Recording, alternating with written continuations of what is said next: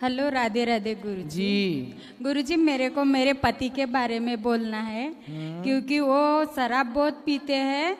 तो उनका कहना था कि वो 4 साल से भागवत देख रहे हैं, लेकिन उनका कहना था कि जब मैं अनिरुद्धाचार्य महाराज के पास जाऊंगा, दीक्षा लूंगा, तभी शराब छोड़ूंगा। तो कहाँ है मेरे साथ ही है। बात कराओ। राजे राजे गुरु जी, कैसे हैं भैया? सब ठीक है। तो अब महाराष्ट्र नागपुर से आया हूँ। तो अब शराब छोड़ दोगे? हाँ, कब? जब तुम्हारी दीक्षा लूंगा तब। कब लोगे? कल भी ले सकता हूँ, आज भी ले सकता हूँ। कल सुबह 8 बजे। 8 बजे। ठीक है, ठीक है। खुश रहिए। छोड़ो। ये अच्छा है, बढ़िया है। देखो शराब श्रीमन नारायण गुरु जी। जी। गुरु जी, दीक्षा ले रखी है मैंने आपसे। ये है कि मैं 11 माला जो है रोजाना माना नहीं कर पाऊँ तो कोई अपराध तो नहीं?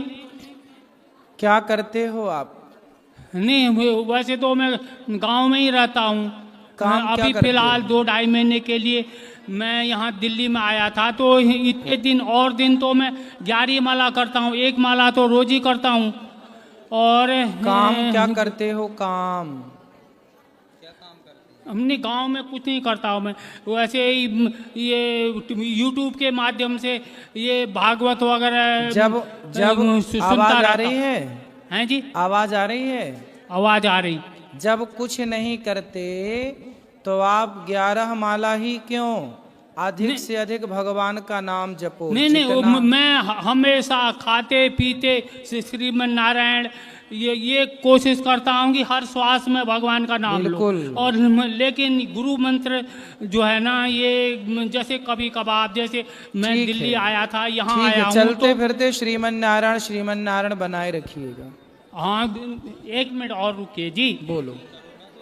तो जो है श्रीमन नारायण तो हमेशा मैं यहाँ भी आता हूँ तो तब भी बोलता रहता हूँ, चलते फिरते और उठते बैठते। लेकिन जो है गुरु मंत्र अगर 1 माला तो मैं हमेशा ही करता हूँ। अगर सही है। 11 माला नहीं कर पाया तो कोई अपराध तो नहीं? ना, कोई अपराध नहीं है। जितना अधिक से अधिक कर पाओ सही है। ठीक है, खुश रहो। जय श्रीमन नारायण गुरु जी। जी। जय श्री गौरीगोपाल। मैं एक तो आपको भजन सुनाना चाहती हूँ और फिर मैं थोड़ा सा आपसे बात करना चाहती हूँ। भजन थोड़ा सा सुना दो। होली आई उड़े रे गुलाल, डालो जी रंग केसरिया। होली आई उड़े रे गुलाल, डालो जी रंग केसरिया। केसरिया जी रंग केसरिया, हो डालो। होली आई उड़े रे गुलाल, डालो जी रंग केसरिया। फागुन मास सुरंगो आयो, संग में सारी खुशियाँ लायो। देखो देखो होली को कमाल, डालो जी रंग केसरिया। देखो देखो होली को कमाल, डालो जी रंग केसरिया। होली आई उड़े रे गुलाल, डालो जी रंग केसरिया।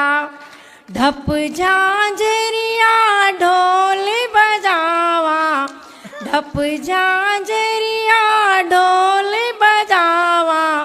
फागुन को त्योहार मनावा, अरे उठे रे बदन में झाल, डालो जी रंग केसरिया। उठे है बदन में झाल, डालो जी रंग केसरिया। होली आई उड़े रे गुलाल, डालो जी रंग केसरिया।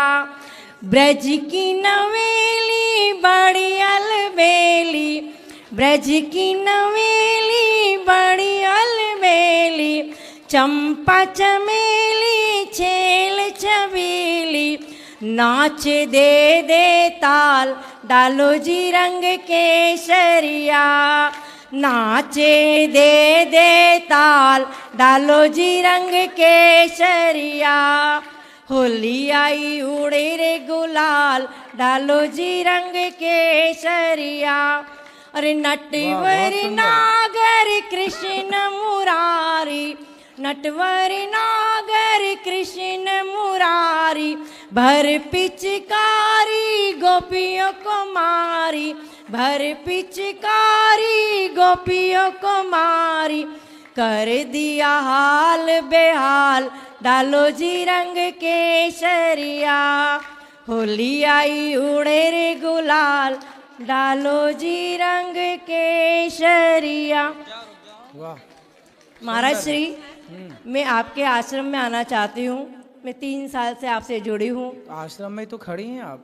नहीं, मैं आप मैयाओं के साथ रहना चाहती हूँ। क्यों? क्योंकि मेरा बेटा अच्छा नहीं है, घर छोड़ के निकल गया है और सभी तरह के व्यसन करता है। शादी और हो मैं- गई बेटे की? नहीं, 38 साल का है वो। और अभी विवाह नहीं हुआ हाँ जी, और रास्ता भटक गया? हाँ जी, कब से बचपन से भटक गया था, बहुत संभाला पर नहीं संभला। कितने साल से भटक गया? मेरे हस्बैंड शांत हो गए थे, मतलब सन 92 में ब्रेन हेमरेज से। मैंने शायद कल आपको एक चिट्ठी भी लिख के दी थी जी। ऊपर। तो मैं यही निवेदन करना चाहती हूँ कि मैं बहुत अकेली हूँ, कोई सहारा नहीं है। कहाँ से हैं आप? इंदौर से। तो बेटा घर में नहीं आता? जी नहीं, 4 साल हो गए वो आता नहीं है। कहाँ रहता, कुछ पता ये खबर? मुझे आइडिया नहीं है। और एक बेटी है, वो भी इंदौर में रहती है, पर उसका परिवार बड़ा है तो वो रखना नहीं चाहती है। बोलती मम्मी आपको जहाँ जाना है आप आराम से जाइए। तो मेरा एक ही निवेदन है कि मैं भगवत भजन करना चाहती हूँ, आपको बहुत सारे भजन देना भी चाहती हूँ, और मैं आपकी शरण में आना चाहती हूँ, गौरी गोपाल भगवान की शरण में आना चाहती हूँ। बहुत थक गई हूँ इस संसार में, तो कृपया आप मुझे थोड़ी सी अपना प्रसाद दीजिए। ठीक है, ठीक है। और मैं ये चाहती हूँ महाराज जी कि मेरा जो घर है किराए का है, तो उसको सबको बेच बाच के और मैं सारा मंदिर में यही देना चाहती हूँ। और तो मैं आपकी किराए शरण का में- दूसरे का घर आप काहे बेच दोगी? नहीं, जो सामान आमान है। अच्छा, हमें लगा दूसरे का घर किराए नहीं से नहीं, वही दूसरे बेच का घर दोगी। तो कैसे बेच सकते महाराज जी।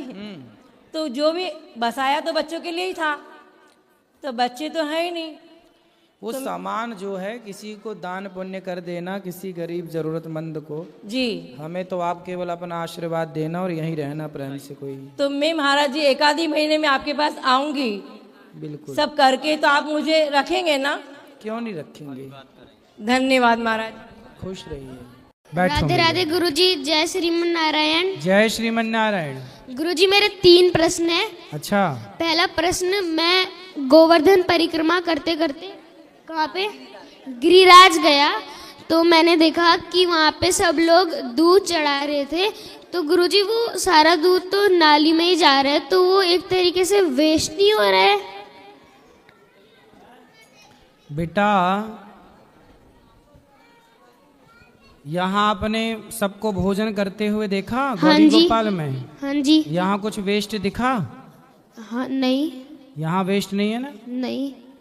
ऐसा है कि कोई भक्त जी। जब भगवान को पुष्प चढ़ाता है या कोई वस्तु चढ़ाता है, तो पुष्प चढ़ाने के बाद क्या हुआ उसका? वो तो जब उतारा जाएगा तो वो तो आप सामान्य दृष्टि से यही लगेगा ये तो वेस्ट है। हाँ जी। लेकिन ये बताओ कि गाय का जो दूध है, जी। यदि वो भगवान गिरिराज जी में चढ़ाया जाए तो हमने तो भाव से चढ़ाया ना, भगवान को पिलाया। क्योंकि बेटा प्रहलाद जी ने कहा कि इस खंबे पे भगवान है, तो खंबे से भगवान प्रकट हुए कि नहीं? हुए। प्रहलाद जी के लिए जी। कौन से भगवान प्रकट हुए? नरसिंह। हाँ, तो नरसिंह भगवान खंबे से प्रकट हुए ना। तो खंबे पे यदि भगवान प्रहलाद के लिए प्रकट हो गए तो हमारे लिए गिरिराज जी तो साक्षात भगवान हैं। जब हम दूध पिलाते हैं तो सामान्य दृष्टि से तो यही लगता है कि नाली में जा रहा, पर भक्त के भाव से तो ऐसा लगता है कि वो भगवान ही ग्रहण कर रहे हैं। ठीक है, क्योंकि यदि भाव की दृष्टि देखी जाए गरीबों में भी बांटना चाहिए बेटा। लेकिन गाय का दूध है, गाय रोज दूध देती है, ऐसा है ना। शराबी शराब पीता है, तो शराबी जब शराब पीता है तो बताओ, शराब यदि 100 रुपए की आती है या 50 रुपए की आती है, तो वो शराब पीने वाला पैसा वेस्ट कर रहा है कि पैसे का सदुपयोग कर रहा है? वेस्ट कर रहे हैं। वेस्ट कर रहा है जी। तो फिर किसी शराबी से ये क्यों नहीं बोला जाता कि आप पैसा क्यों वेस्ट कर रहे हो शराब पीकर? वो पैसा किसी गरीब को बांट दिया जाए, किसी की भूख मिटा दी जाए। क्यों हाँ नहीं जी। पूछा जाता ये सवाल? शंकर जी के ऊपर दूध चढ़ाना, गिरिराज जी पर दूध चढ़ाना, वो गाय का दूध है। गिरिराज जी पर ही गैया चराते थे भगवान, गिरिराज जी पर ही गैया चराते थे भगवान। तो गिरिराज जी को ही भगवान ने गाय का दूध भी पिलाया। तो ये भक्तों का भाव है कि भगवान ने भोग लगाया, हम भी भोग लगाएं, हम भी भगवान गिरिराज जी को। वो दिखता है कि वेस्ट हो रहा है। और गाय का दूध तो देखो वहां बेचने वाले, उनको भी तो रोजगार मिलता होगा कि नहीं? हाँ जी। 5 रुपए का दूध बेच रहे हैं, 10 रुपए का दूध बेच रहे हैं, हजारों लोग दूध बेच के अपना रोजी रोटी कमा रहे हैं। तो शराब पीना यदि पैसा वेस्ट है, तो शराबियों से क्यों नहीं ये सवाल किया जाता कि आप पैसा वेस्ट क्यों करते हो? ये गरीबों में क्यों नहीं बांट देते? ये बात सही है कि गलत है? सही है गुरुजी। केवल दूध को ही, गिरिराज जी को ही, शंकर जी को ही हम टारगेट क्यों करें? उन मूवी बनाने वाले सुपर डुपर स्टारों से भी तो पूछा जाए कि तुमने शंकर जी के ऊपर दूध चढ़ाने के लिए मूवी बनाई, तो किसी शराबी से पूछ लेते कि भाई तुम शराब क्यों पी रहे हो? गरीबों की तुम्हें तब याद नहीं आई जब शराब करोड़ों की बिक रही और ये फिल्मी जगत के लोग शराब का खूब प्रचार करते हैं। अब बताओ आप क्या सही है क्या गलत है? आप बताओ। गुरुजी आपकी बात ही सही है। कौन सी बात सही है? कि जो आपने बोला कि उनसे क्यों नहीं पूछते, तो ये वेस्ट नहीं है, अपनी अपनी श्रद्धा है। हाँ, ये अपना भाव है ना बेटा। हाँ जी। और दूध भी चढ़ाने वाला कितने का चढ़ाता है? 10 रुपए का चढ़ाता है जी। 20 रुपए का चढ़ाता है बस। और शराब तो 100 रुपए की पी जाता है। और शराब से कैंसर भी होता है, नुकसान भी होता है। जबकि दूध तो यदि पड़ा है तो उसे चींटी आके चाट लेगी। चींटी जी, कोई ना कोई जीव तो जमीन में पड़ा पा ही लेगा। नाली में यदि बह रहा है, एक्चुअली क्या है ना बेटा, आजकल नालियां हैं। पहले जितने भी मंदिर थे, शिवालय थे, सारे मंदिर शिवालय नदियों के किनारे थे। किसके किनारे थे? नदियों के और तालाबों के, झीलों के। तो जितना भी दूध इत्यादि चढ़ता था ना, वो जाता था नदियों में, और नदियों की मछलियां दूध का पान करती थी, दूध पीती थी। अब चूंकि वो नदियां ही नाला हो गई। अब जैसे यमुना जी हैं। हाँ जी। यमुना जी तो यमुना मैया है ना, लेकिन इतना आजकल नाला मिला दिया कि अब शुद्ध जल बचा ही नहीं, नाला ही नाला दिखता है। ऐसे ही ना बेटा, बहुत सारी नदियों को, जैसे शंकर जी उज्जैन में है महाकाल, वहाँ क्षिप्रा नदी है। अब क्षिप्रा नदी की स्थिति ये है कि सूख जाती है। सूख जाती है तो वो शंकर जी के ऊपर चढ़ा हुआ दूध बहता है, ऐसा लगता है नाली पे जा रहा, जबकि वो नदी है। पर नदी की स्थिति अब नाले जैसी हो गई। तो दोष तो हम लोगों का है ना कि हमने नदियों की रक्षा नहीं की। हमने नदियों को नाला बना दिया, और नदियां थी तो मछलियां थी, मछलियां थी तो दूध वेस्ट नहीं था, मछलियां पीती थी। आप बताओ सही है कि गलत है? सही है गुरुजी। क्या सही है? यही कि अपना अपना भाव है, जो चढ़ा रहा है उसे चढ़ाने दो। चलो अब दूसरा प्रश्न। गुरुजी मेरा दूसरा प्रश्न ये है कि मैं जब पढ़ने बैठता हूँ या पूजा करता हूँ तो मेरा मन बहुत भागता है गुरुजी, लगता नहीं है। तो कोई बात नहीं, मन का स्वभाव ही भागना है। ऐसा है, मन सबका भागता है, मेरा भी भागता है। आपका भी भागता है, आपके माता पिता का भी भागता है, और यहाँ जितने बैठे हैं ना सबका मन भागता है। बस आपको इतना काम करना है कि मन भागे तो मन को भागने दो, मन के साथ आप मत भागना। यदि आपका मन भाग रहा है तो भाग, मैं नहीं भागूंगा तेरे साथ। यदि मैंने अपने पे कंट्रोल कर लिया तो मन कब तक भागेगा? एक दिन आएगा छतरी के नीचे, कंट्रोल होगा, कहाँ जाएगा भाग के?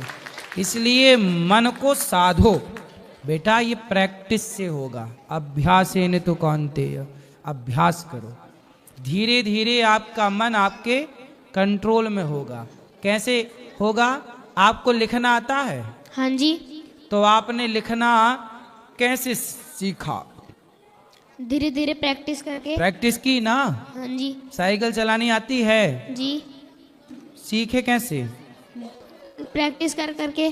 फिर यदि प्रैक्टिस करने से साइकिल चलानी आ गई, प्रैक्टिस से आपको लिखना आ गया, प्रैक्टिस से आपको पढ़ना आ गया।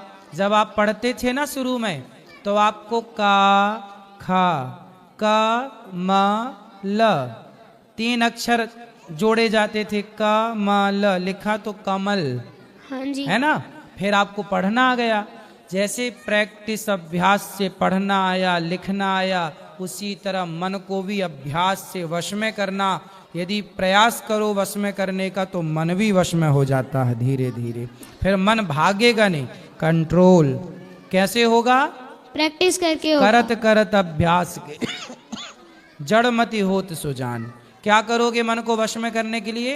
अभ्यास करेंगे। अभ्यास, ठीक है। गुरुजी, मेरा एक तीसरा प्रश्न और है। अगर मैं तुलसी की माला धारण करता हूँ तो, और अब मैं लहसुन प्याज खा लेता हूँ तो तुलसी खराब हो गई? ना, खराब नहीं हुई, तुलसी तो ठीक है। तुलसी तो कंठ में है, हृदय में है, अच्छी बात है। लहसुन प्याज तामसी है, इसलिए नहीं